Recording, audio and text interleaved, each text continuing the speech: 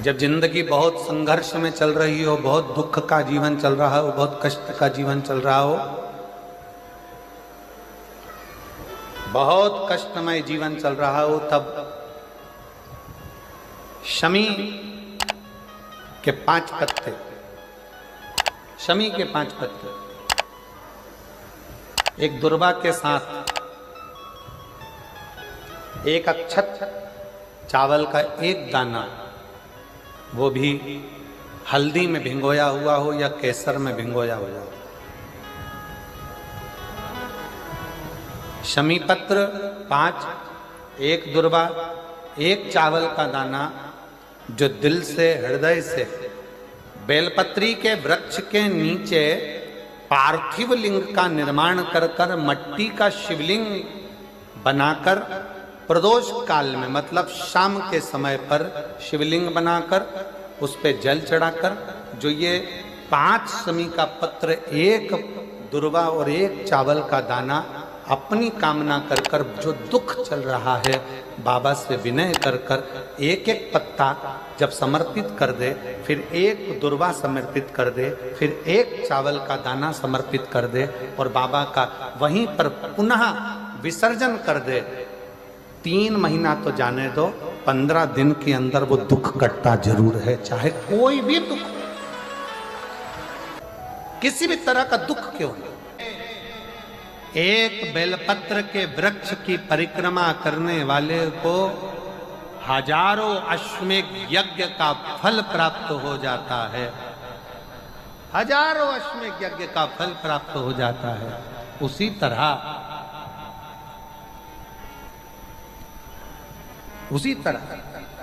एक पार्थिव लिंग का निर्माण करने वाले को, मिट्टी का शिवलिंग का निर्माण कर कर पूजन करने वालों को 12 ज्योतिर्लिंग के शिवलिंग के दर्शन का पुण्य फल प्राप्त। बहुत ध्यान लगाकर सुनिएगा। एक बेलपत्री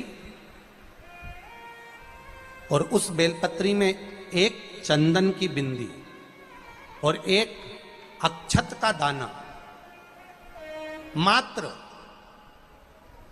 रखकर भी अगर शिवालय पर चढ़ा दी जाती है,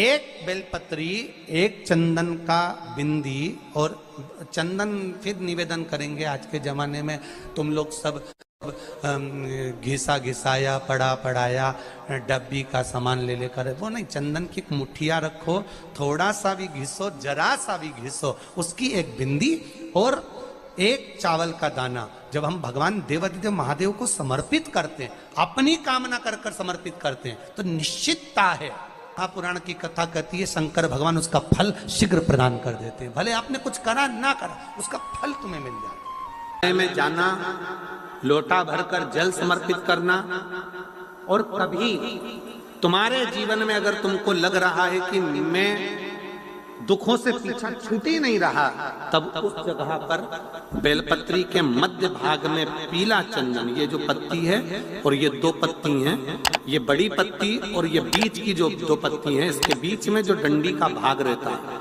जो बीच में डंडी का जो भाग है, बड़ी पत्ती और ये 2 छोटी पत्ती के मध्य में जो डंडी का भाग है, उस डंडी के भाग में पीला चंदन और एक अक्षत पीला, शंकर भगवान को आप अगर प्रदोष काल में समर्पित कर रहे हैं, तो ये निश्चित है कि धीरे धीरे कर कर वो दुख समाप्त होगा, वो दुख कटेगा ही।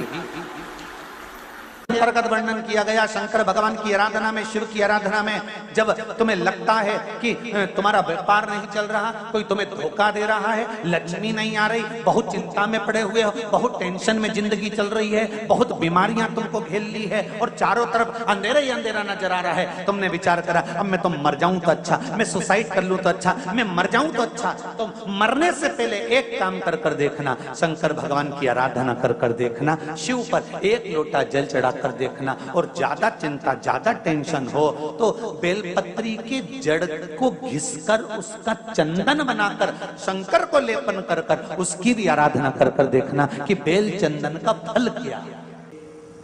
बेलपत्र, एक बेल, ये कोई साधारण नहीं, एक बेलपत्र एक बेल, ये कोई साधारण नहीं,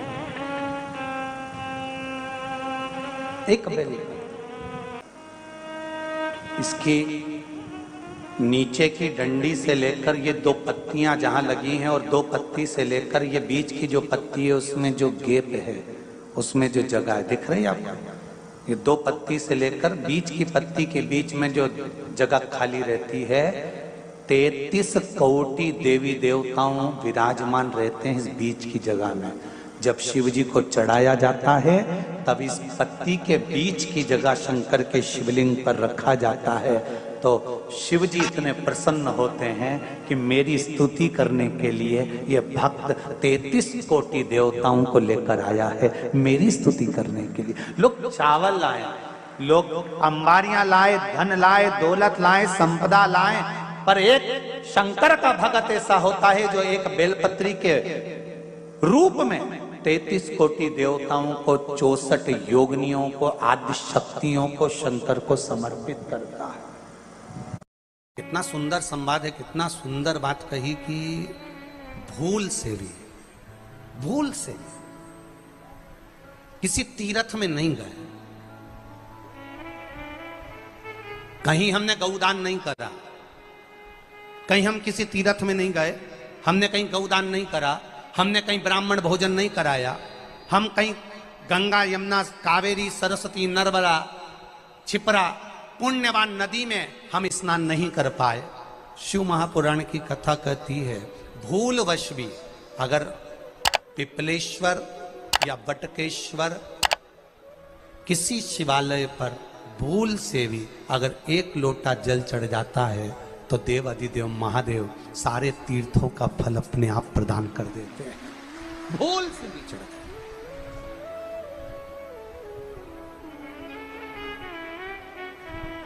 एकांतेश्वर महादेव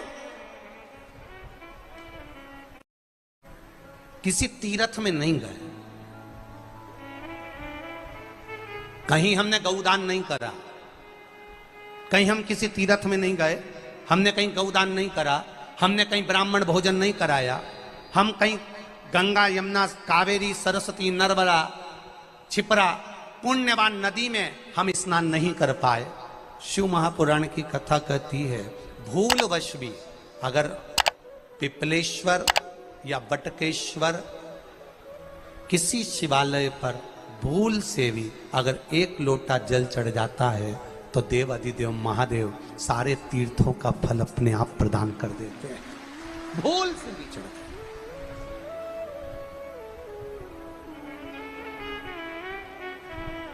एकांतेश्वर महादेव जो कि एकांत में बैठा हुआ है, एकांतेश्वर महादेव अकेला बैठा है अलमस्त होकर।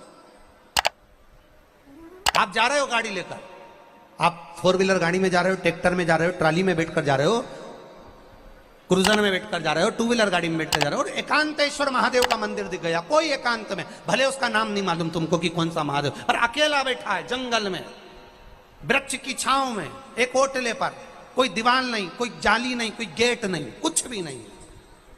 ये शिव मंदिर में जाकर एक लोटा जल समर्पित करती थी और शास्त्र कहता है कि शंकर के मंदिर में अगर एक लोटा जल कोई एक परिवार का व्यक्ति भी समर्पित कर रहा है तो समझ लेना कि वो अपनी 71 पीढ़ी को पार लगा रहा है। वो अकेला नहीं, 71 पीढ़ी को पार लगा रहा है। शिव महापुराण की कथा कहती है जब बच्चा गर्भ में आता है, माता के गर्भ में जब संतान आती है और माता के गर्भ में जब संतान रहती है, उस 9 महीने में स्त्री नारी अगर कहीं शंकर के मंदिर के सामने से निकल जाए या शिवालय का जल स्त्री को मिला हो या शंकर भगवान का कोई प्रसाद या शंकर भगवान का कोई नाम जाप या शंकर भगवान का कोई मंत्र जाप उस स्त्री के कानों में पहुंच जाए तो जो गर्भ में बच्चा होता है वो बच्चा शंकर की कथा तक या शिवालय तक उसको बिना बोले ही वो अपने आप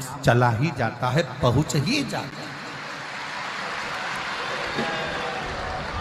उस गर्भ में रहने वाले बच्चे को भगवान शंकर के मंदिर के सामने से भी कोई गर्भवती स्त्री निकल कर चली जाती है तो उसका भी फल उसको प्राप्त हो जाता है। उसका भी फल उसको प्राप्त हो जाता। और वो फल साधारण नहीं होता। क्यों? बेलपत्री को जब भी चढ़ाया जाता है तो पीछे की डंडी पकड़कर नहीं चढ़ाया जाता। बेलपत्री को चढ़ाने के लिए मध्य भाग को, जैसे यह बेलपत्र होता है तो इसका मध्य की जो डंडी होती है, मध्य भाग होता है बेलपत्री का, तब मध्य भाग को पकड़कर हम भगवान शंकर को बेलपत्र समर्पित करते हैं। कोई भी बेलपत्र ऐसे नहीं चढ़ाता कि डंडी पकड़ के चढ़ा दिया, फिर पीछे की डंडी पकड़ के चढ़ा दिया, फिर पीछे की डंडी पकड़ के चढ़ा दिया, फिर डंडी पकड़ा, फिर चढ़ा दिया ना। मेरे देवादिदेव महादेव को जब भी बेलपत्र चढ़ाया जाता है तो मध्य भाग, पीछे की डंडी पकड़कर नहीं, मध्य भाग से भगवान शंकर को बेलपत्र समर्पित किया जाता। मध्य भाग से जब भी पकड़ेंगे तो मध्य भाग को पकड़कर बेलपत्र समर्पित करेंगे। क्यों?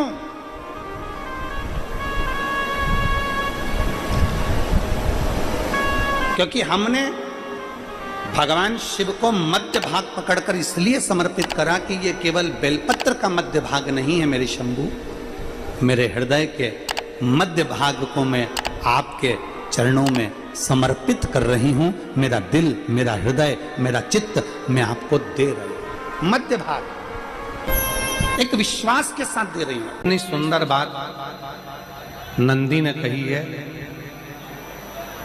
नंदी ने ये बात जो कही वो वास्तव में बड़ी सुंदर है कि मान लो यदि कोई कार्य तुम्हारा हो नहीं रहा और पूरी दुनिया में तुमने कर कर देख लिया, बहुत प्रयास कर कर देख लिया, तो भी वो कार्य अगर तुम्हारा नहीं होता, तो फिर एक काम करो कि शिव की स्तुति करो, शंकर की स्तुति, शंकर का गुणगान, शंकर की भक्ति, शंकर का स्मरण।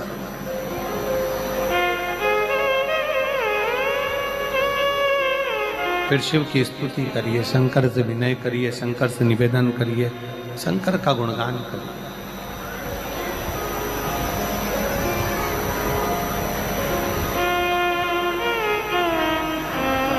पर भगवान की भक्ति होती कब?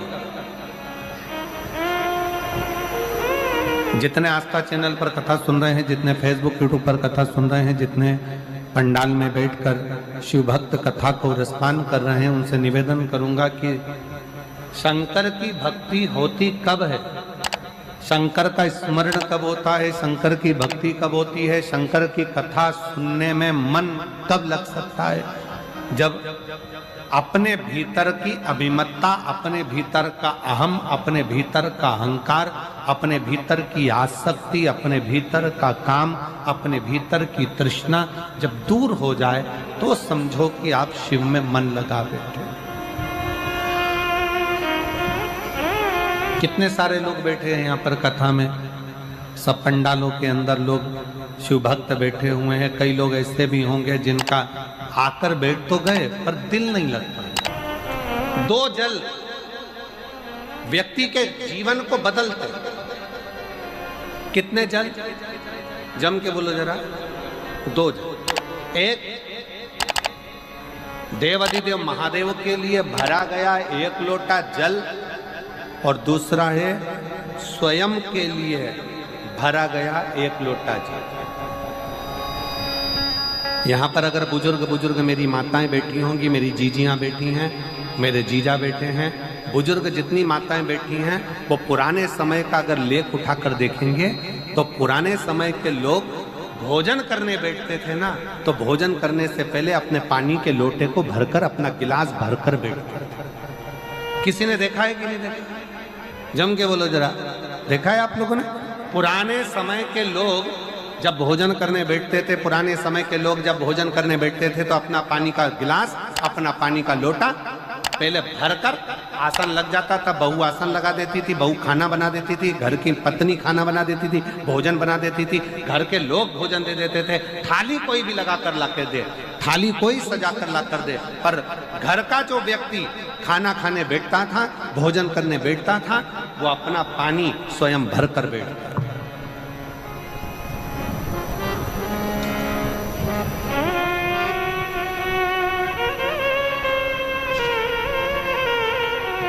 आज के जमाने में दुनिया के लोग कहते हैं मैं दुकान चला रहा हूं, दुनिया के लोग कहते हैं मैं घर चला रहा हूं, दुनिया के लोग कहते हैं मैं ये कर रहा हूं। तुम अपना खुद का पानी भरकर तो बैठ नहीं रहे और कह रहे हो कि घर चला रहा हूं। स्वयं का एक गिलास पानी व्यक्ति नहीं भर पा रहा। कितना सुंदर कहा है महाराज जी। बहुत सावधानी से सुनिएगा। दो जगह का जल व्यक्ति के जीवन को बदल देता है। एक शिव के लिए भरा गया जल और दूसरा स्वयं के लिए भरा गया जल। स्वयं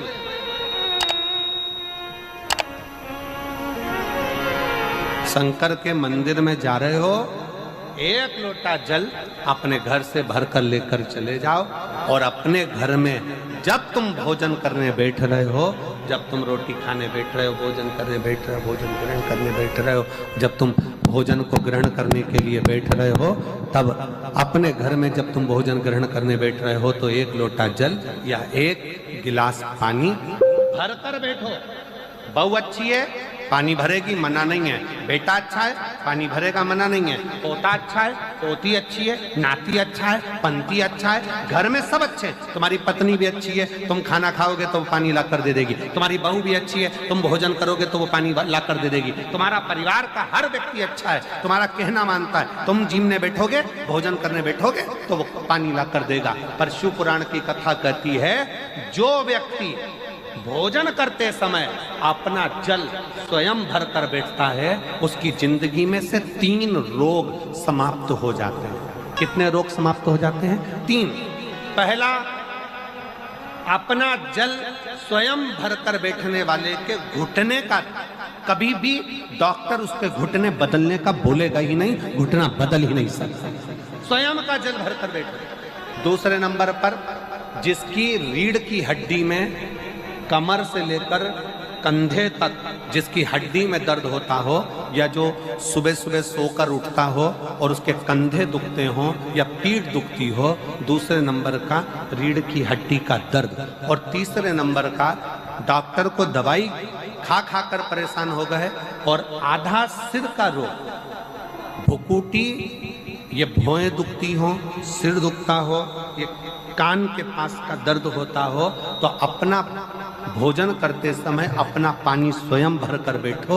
आपको ये 3 रोग से मुक्ति अपने आप मिलना प्रारंभ हो, अपने आप। अब किसी ने कहा, गुरुजी पत्नी पानी ला कर देती है, पति पानी ला कर देता है, बेटा पानी ला कर देता है, बहू पानी ला कर देती है, पोता पोती पानी ला कर देते हैं, नाती पंती पानी ला कर देते हैं, नौकर लगे घर में वो पानी ला कर देते हैं, सेवादार लगे घर में वो पानी ला कर देते हैं, तो हमको पानी लाना क्यों जरूरी है? तो अग्नि पुराण में वर्णन आता है कि जो घर में पानी जिस मटके में भरते हो, जिस हंडे में भरते हो, जिस बाल्टी में भरते हो, जिस टंकी में पानी भरते हो, पीने का पानी जिस हंडे में, मटके में, बल्टोई में, जिस गगरे में तुम भरते हो, वो स्थान पितरों का स्थान रहता है। जब हम पानी भरकर भोजन करने बैठते हैं तो हमारे पितर भी उस स्थान पर आकर निश्चित जगह पर बैठते हैं, और जब हम भोजन ग्रहण करते हैं तो हमारे पितरों के भाव का आशीर्वाद हमारे ऊपर पड़ जाता है, जिससे हमारे 3 दर्द समाप्त हो। स्वयं भरो, स्वयं।